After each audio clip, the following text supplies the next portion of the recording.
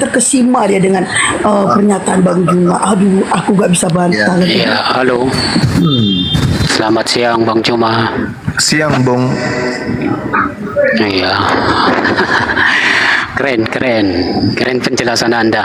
Lompat sana, lompat sini itu. Ya. Ya, silakan Anda susun kerangkanya kalau terpisah penjelasan saya. Silakan. Ya, saya masuk di tengah tadi ya. Mungkin tidak bisa menginikan semua, tapi yang bagian awal saja. Begini, mengenai Matius pasal yang ke-7 ayat 21 tadi ya, yang suka dikutip kawan-kawan, seolah-olah itu merupakan penolakan Yesus terhadap memanggil dia Tuhan. Sebenarnya kalau dibaca seluruh konteks itu tidaklah bermaksud demikian, tetapi yang dimaksudkan Yesus, baca aja ayat 21 lanjut, justru yang dimaksudkan Yesus bukan yang berseru-seru kepada dia ya yang menjadi masalahnya, atau begini, karena orang menyebut dia Tuhan itu dibawa nanti kepada siksaan, bukan ya, justru ketidakkonsistenan yang dimaksudkanlah di sana. Jadi gini, orang panggil dia Tuhan, tetapi perilakunya, perbuatannya tak mencerminkan itu, tetapi tidak mau menyangkali bahwa dia disebut Tuhan. Boleh dibaca baik-baik, dibaca aja baik-baik konteks itu. Saya mendengar bolak-balik mengutip ayat itu.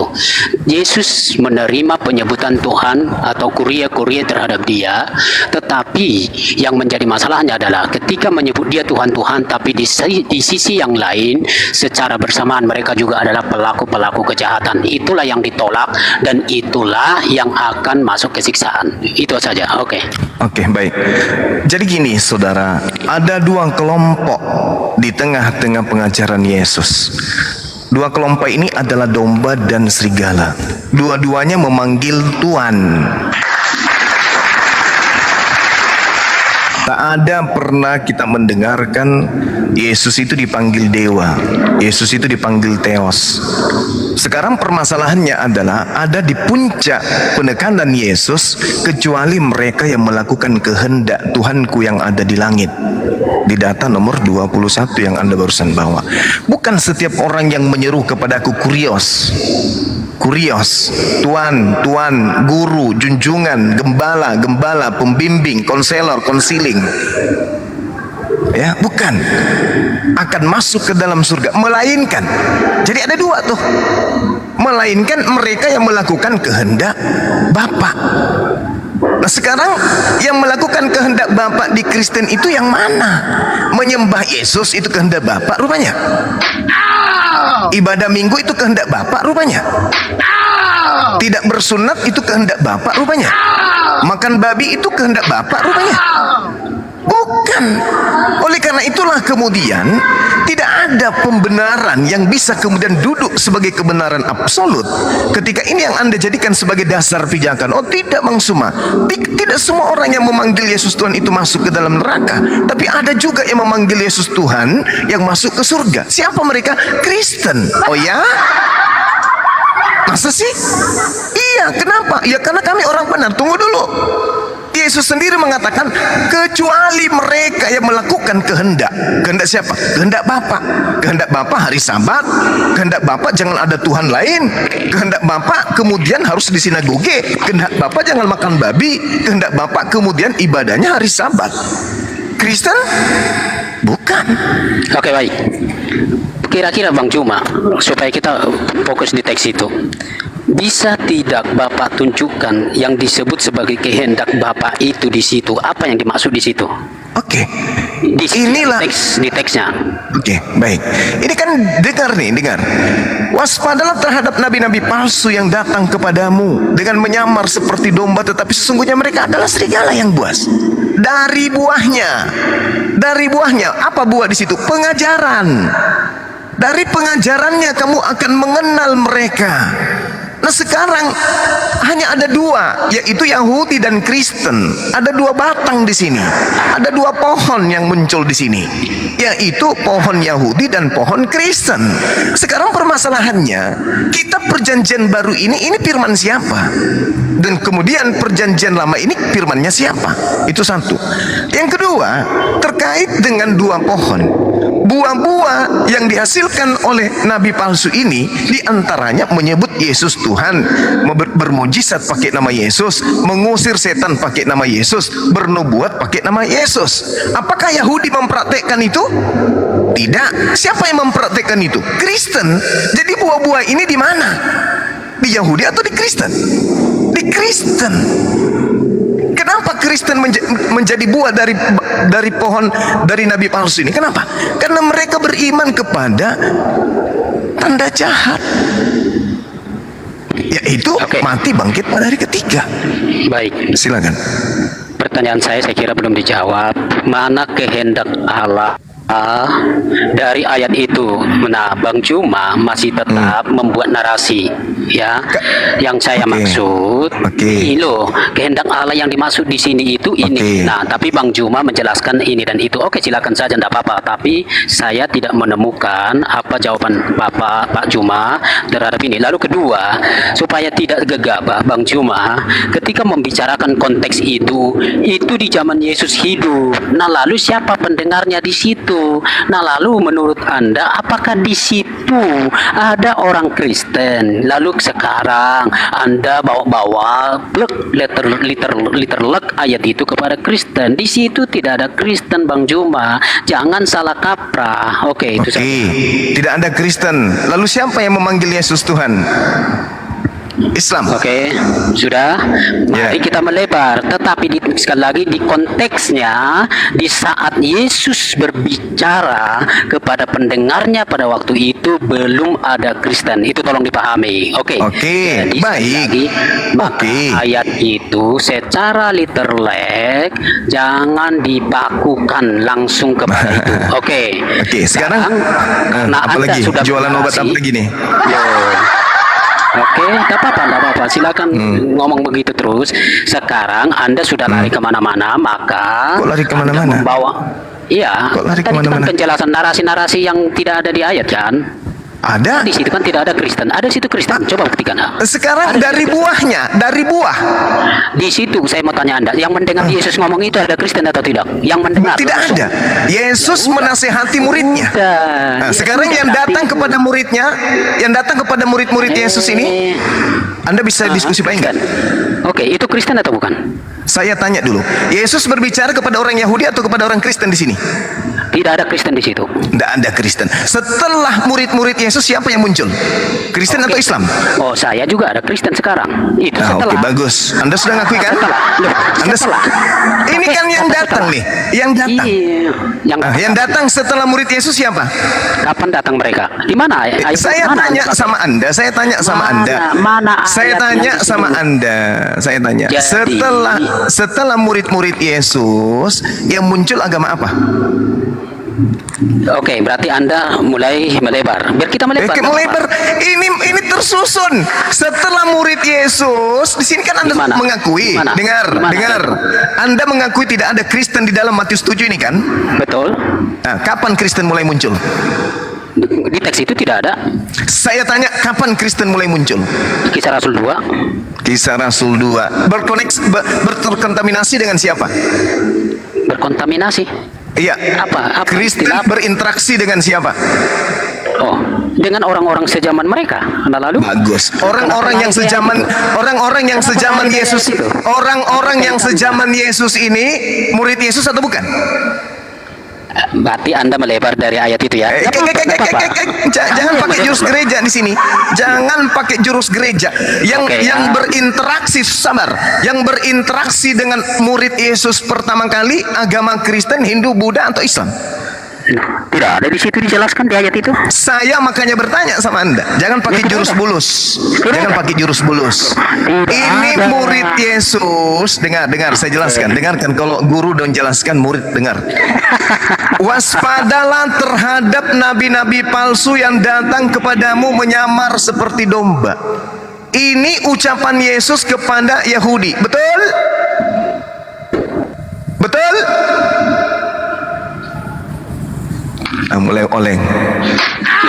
Mulai oleng. Apa yang anda maksudkan? Ini ucapan Yesus kepada muridnya. Tidak ada Kristen Dengar dulu. di situ, Pak. Ini Aku ucapan saja. Yesus kepada tapi muridnya. aku Betul saja. atau Tidak tidak? ada Kristen. Kecuali anda melebar. Kalau melebar keluar dari Saya ulang lagi. konteks, Saya ulang lagi. Saya ulang lagi, saudara. Menerima ya. Saudara, Oke, saya ya. ulang lagi. Mau lari. Loh. Mau lari? Anda Mau lari? tahu nanti di situ, Bang. Mau lari enggak? Mana ada Kristen di situ? Kan saya Terus ada nggak hubungannya? Ada nggak hubungannya murid Yesus dengan Kristen? Ada nggak hubungannya? Ada nggak hubungannya? Oke, kalau hubungan berarti bukan ayat itu lagi. Saya tanya Ayo kita dulu. keluar dari ayat Saya itu. tanya dulu. Saya tanya dulu. Saya tanya dulu. Mari kita keluar Ada dari- nggak hubungannya? Ada nggak hubungannya antara Kristen dengan murid Yesus? Ada nggak hubungannya? Anda mau tetap berkata di situ ada Kristen, Anda tetap tidak Saya menjawab, tidak Bang. mengatakan di sini ada Sudah. Kristen. Dengar Jadi, dulu. Dengar kita dulu ganti saya. topik. Kita ganti topik. Nggak ada ganti topik, nggak ada. Udah ketahuan, kalian itu serigala. Udah ketahuan.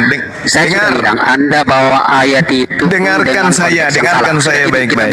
ke yang lain. Dengarkan saya baik-baik. Dengarkan saya baik-baik. Yang datang kepada murid Yesus, yang telah dinasehati Yesus, waspadalah akan datang serigala nyamar domba. Yang datang kepada murid-murid Yesus yang mendengarkan petuah ini, itu pendiri Kristen atau pendiri Islam? Tidak ada itu pertanyaan itu, tidak ada jawaban di situ, Bang. Mulai ngaco. Pertanyaan yang Mulai. mana, Bang?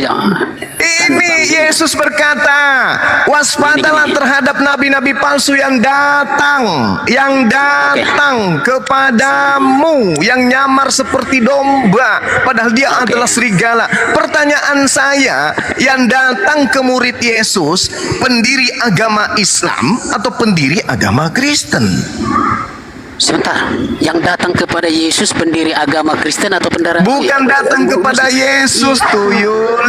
Yang saya Anda tanya, bertanya. kan begini, saudara, jangan pura-pura jadi anak TK Anda ini, ya. Oh, Yesus Anda tidak akan mengumpulkan ketemu muridnya.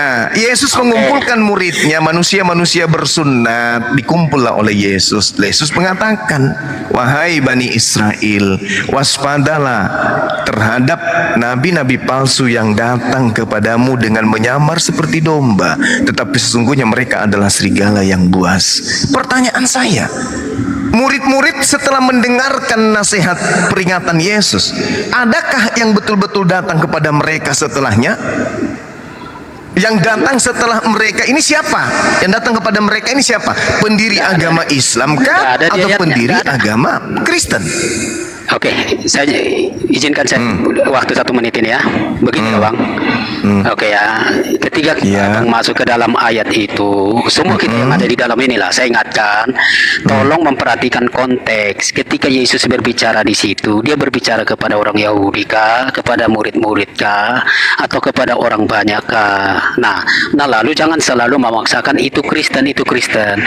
Kalau ada yang disebutkan di situ, itu pesan Yesus langsung asli kepada orang Yahudi, orang Israel. Nah, kenapa mereka diingatkan soal nabi palsu? Identitas nabi palsu yang mereka akan harus waspadai, itulah yang di dalam kitab yang sama, di dalam Matius pasal 24, adalah orang-orang yang akan mengakui, menyatakan dirinya sebagai Mesias. Itulah yang diwadai oleh Yesus. Jadi bukan nanti lalu Anda menggiring, oh ini adalah orang Kristen yang datang ke Yahudi, waduh lari banget. Nah jadi jangan yang datang kepada murid Yesus ini siapa? Gak usah terlalu melebar Anda. Yang datang kepada murid-murid Yesus siapa? Tidak ada yang datang, ada di situ di ayatnya itu. Jadi Paulus menganiaya siapa? Oh, itu yang Anda maksudkan, keluar lagi dari konteks. Yang datang ini, yang datang kepada murid Yesus siapa? Itu pertanyaannya loh. Tidak. Itu pertanyaannya. Yang datang kepada murid Yesus siapa? Nah, berarti lah keluar dari konteks ya. Biar saya layani. Bukan. Jangan keluar dari konteks. Ini datang. Pertanyaan saya, yang datang kepada murid-murid Yesus siapa? Kok keluar dari konteks gimana? Yesus menasihati muridnya Yahudi. Wahai Yahudi, waspadalah. Yang waspadalah terhadap nabi-nabi palsu yang datang kepadamu, yang datang kepada murid-murid Yesus siapa? Alamak. Ini ada orang yang memperbodoh diri. Ulaika hum syarrul bariyah. Anda kalau sudah keciduk, jangan membatasi diri untuk menjadi orang waras. Yang datang kepada murid Yesus itu sopo? Yang menganiaya murid Yesus ini siapa? Oke. Habis itu dia mengaku apa setelah menganiaya? Mengaku rasul. Sudah. Kan dia harus menyamar. Lagi harus keluar dari konteks kan Bang? Ini Saya tidak sudah keluar tahu dari tadi, konteks. hati-hati Pertanyaannya memakai gini. Mana Gini. ada- mana Menurut ada konteks Yesus, itu, Paulus, menurut Bang? Yesus, ada nggak yang datang kepada muridnya? Lalu di situ siapa? Saya tanya Ada di konteks. dulu, ada nggak yang datang kepada murid Yesus? Jawab aja. Saya tanya Tidak. dulu, ada nggak yang datang kepada murid Yesus? Tidak ada di konteks itu, Pak. Ini datang sudah sangat jelas kok kamu katakan tak ada. Di dalam Matius 7 nomor 15 itu sudah jelas dikatakan datang kepadamu. Itu ada kata datang di sana kok dibilang tidak ada. Ini orang sehat atau orang gila ini yang saya temani diskusi? Hah? Oke. Anda punya otak nggak sih? Lari kan? Anda punya otak nggak sih? Ngomong gitu. Enggak, saya tanya sama Anda. Yang tidak Ini punya menurut otak siapa? Yesus di dalam bahasa Yunani kata erchomai. Erchomai itu datang. Datang itu artinya ada orang yang datang kepada murid Yesus. Saya tanya kepada saudara, ada enggak Paulus mendatangi murid-murid Yesus? Oke, tidak pernah Paulus dimaksudkan di situ, Bang. Silakan Lalu Anda siapa? lari sana lari sini. Lalu Silakan siapa? Anda lari sana lari Lalu sini. siapa yang menganiaya murid Yesus? Itu saya katakan tidak ada di situ dibuat menganiaya, Bang. Abang sudah Dia makin menganiaya lalu menyamar. Mana dibuat mana? Oke. Jadi- Lukas 21 coba Anda lihat. Nomor 8. Silakan baca aja. Saya Oke. tidak tahu Bible. Iya, memang Anda tidak tahu Bible, saya ngajarin Anda. Waspadalah, dengarkan. Hei, dengarkan. Oke. Udah tidak berotak lagi. Waspadalah supaya kamu jangan disesatkan. Ini lagi-lagi Yesus berpesan kepada muridnya Yahudi. Oke? Sebab banyak orang akan datang dengan memakai namaku Oke. dan berkata, akulah Tuhan.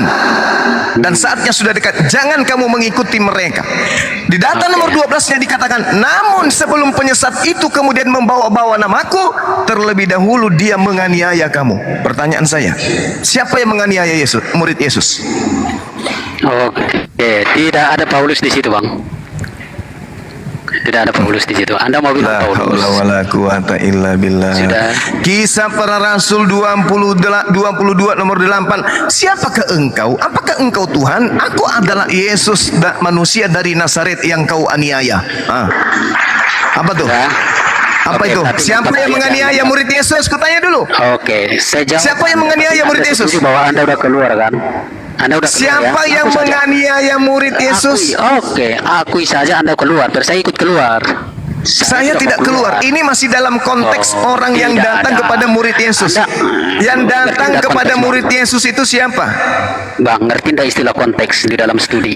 Yang datang kepada murid Yesus itu Kalau siapa? konteks sih, ngerti nggak Yang konteks udah dalam turunin. teks? Ini si Anda monyet katakan- turunin. Monyet turun. Saya nggak butuh diskusi sama monyet. Maaf ya. Saya hanya mau diskusi sama orang yang berfungsi otaknya. Kalau orang gila, penolong setan di dalam menyesatkan manusia, sorry bikin habis tenaga gue. Mending lu ke gereja colok pantat pendeta isap jari lo, biar lu semakin bodoh gitu ya. Masakan data seakurat itu dibilang tidak? Di situ sudah jelas-jelas yang mendatangi murid Yesus, erchomai dalam bahasa Yunani. Waspadalah kepada nabi palsu yang erchomai. Kepada siapa erchomai itu? Kepadamu, humas, kepada kalian murid-muridku. Nah, yang datang kepada murid Yesus itu siapa? Kucluk. Kamu pikir Tukul yang ke sana? Ibu Uti yang ke sana? Bukan. Makanya Al-Quran mengatakan wa kanal kafiru ala rabbih zahira. Adalah orang-orang kafir itu penolong-penolong setan di dalam durhaka kepada Tuhannya. Kenapa bersikeras dengan kesalahan, dengan kesesatan? Karena ingin menolong setan. Karena setan bersumpah akan menyesatkan keturunan Adam melalui siapa? Melalui pasukan-pasukannya. Salah satu kelompok besar pasukannya itu adalah orang-orang kafir. Sudah jelas-jelas yang datang kepada murid